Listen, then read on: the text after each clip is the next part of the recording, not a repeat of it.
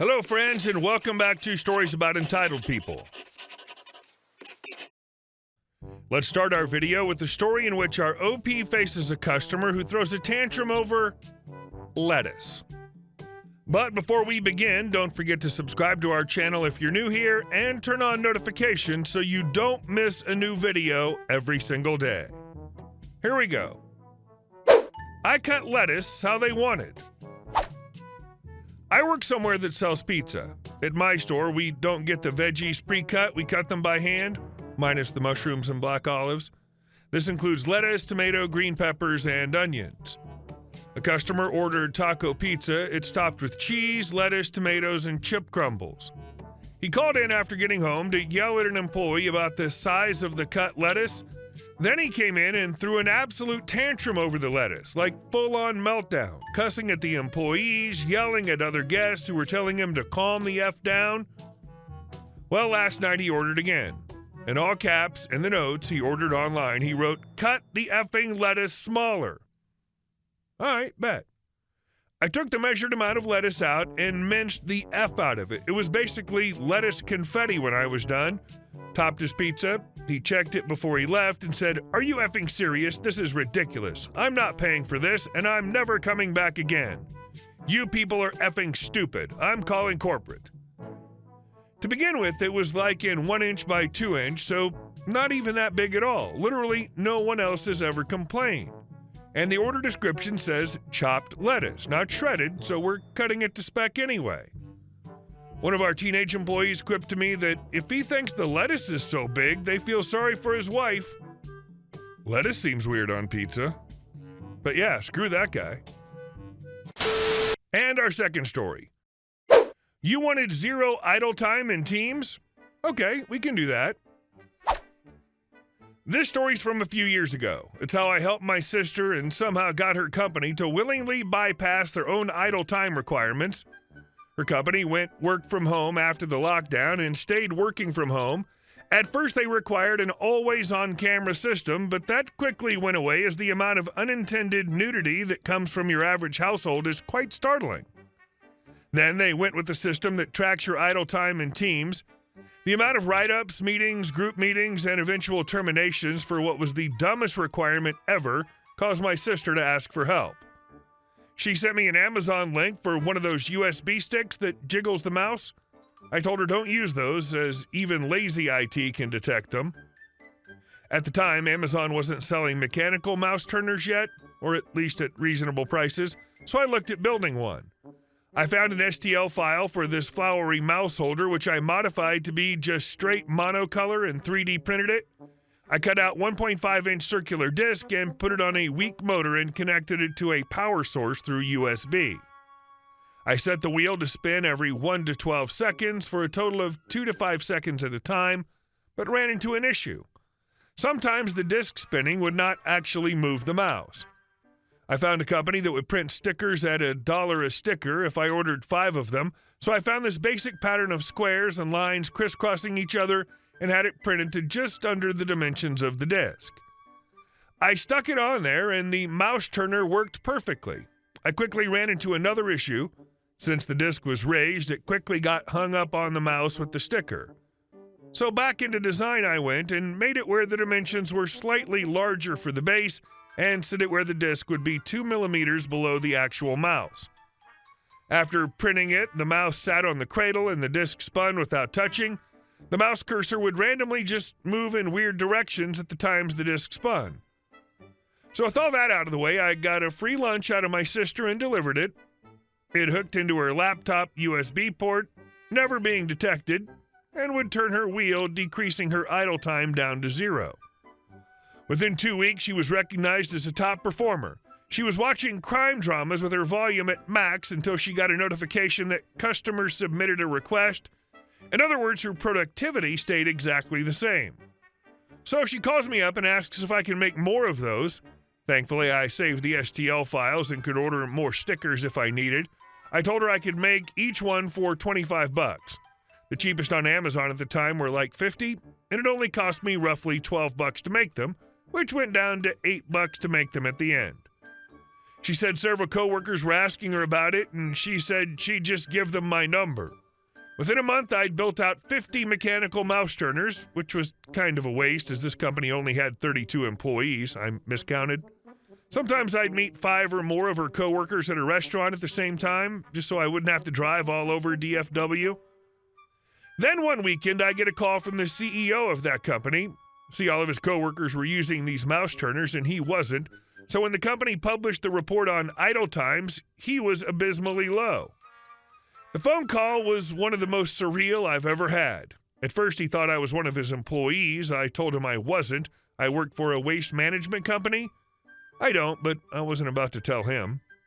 He asked me about the mouse turners. I told him that I designed them for a friend, but that person no longer worked for his company. Again, lies. I was protecting my sister. Not like he couldn't figure it out, but still. He asked if he could get one. This is where the conversation went very weird. See, I tried convincing him to give up the idle timer requirements as it clearly wasn't important and only harmed his company. I laid out all of my points for it and pointed out that the CEO of the company is buying a device specifically designed to bypass his requirement. He wouldn't budge. He was so into his company's dogma that he just wanted one from me. I already had a few left over, so I told him I could make him one for $35. Here's the really screwed up part of the story. See, he asked for a full list of my clients, promising that no one would be fired. He just wanted to know how many. I told him that a list wouldn't be necessary as it's every single one of his employees. Literally all 32 excluding him.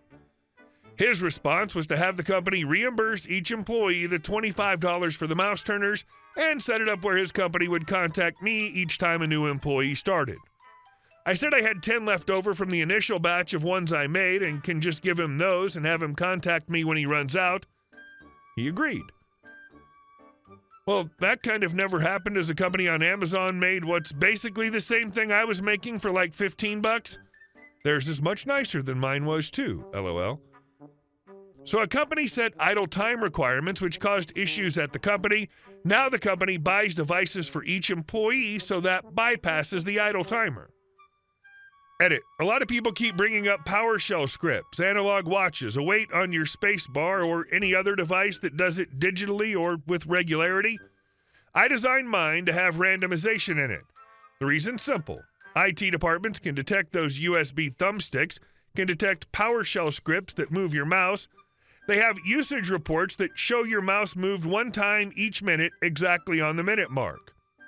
Not every company has these, and some don't have anything even close to this.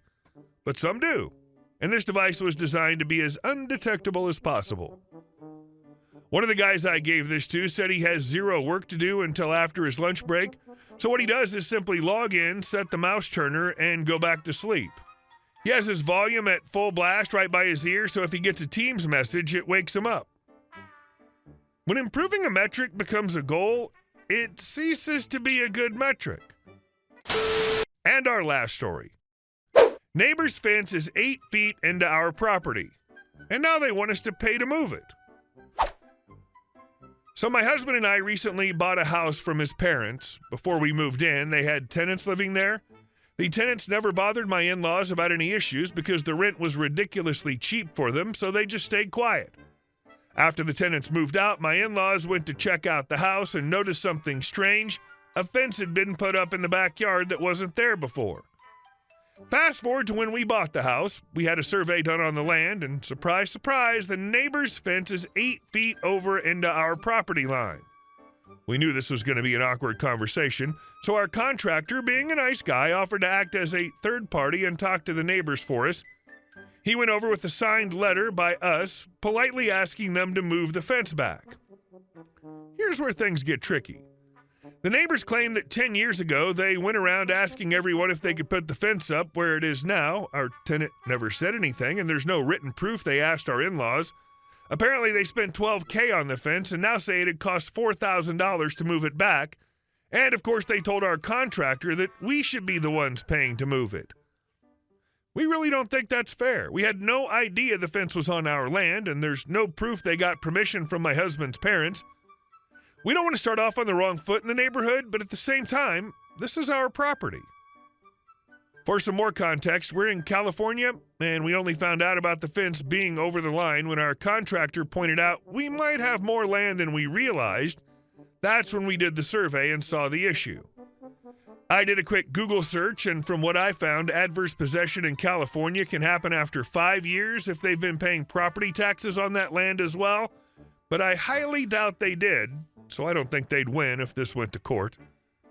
Right now, we're trying to set up a call with a real estate attorney to get the full picture and make sure what I found online is accurate. We're also planning to go over there tomorrow and talk to them in person, trying to keep things friendly. Our plan is to offer to split the cost of moving the fence, hoping to keep the peace.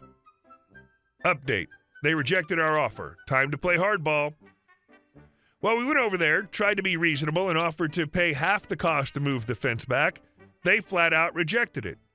So it looks like we're going to play hardball. We'll be getting a letter drafted, and if necessary, we'll take this further. We didn't want to go down this route, but we're not about to give up 8 feet of our property without a fight. Update 2. We consulted with a real estate attorney who confirmed that since there was no proof of permission to build the fence on our property, and definitely no record of them paying property taxes on that land, the law was on our side.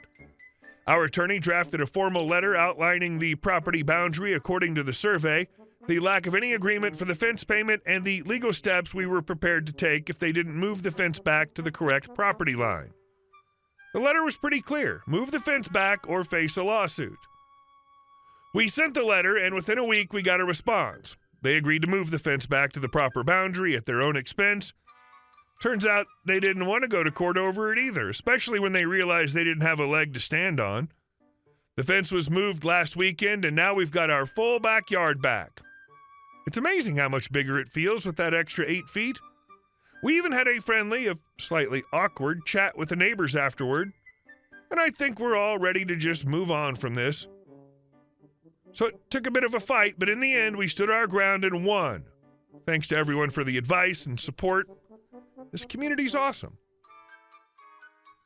There are so many people in the world who want to get someone's property illegally.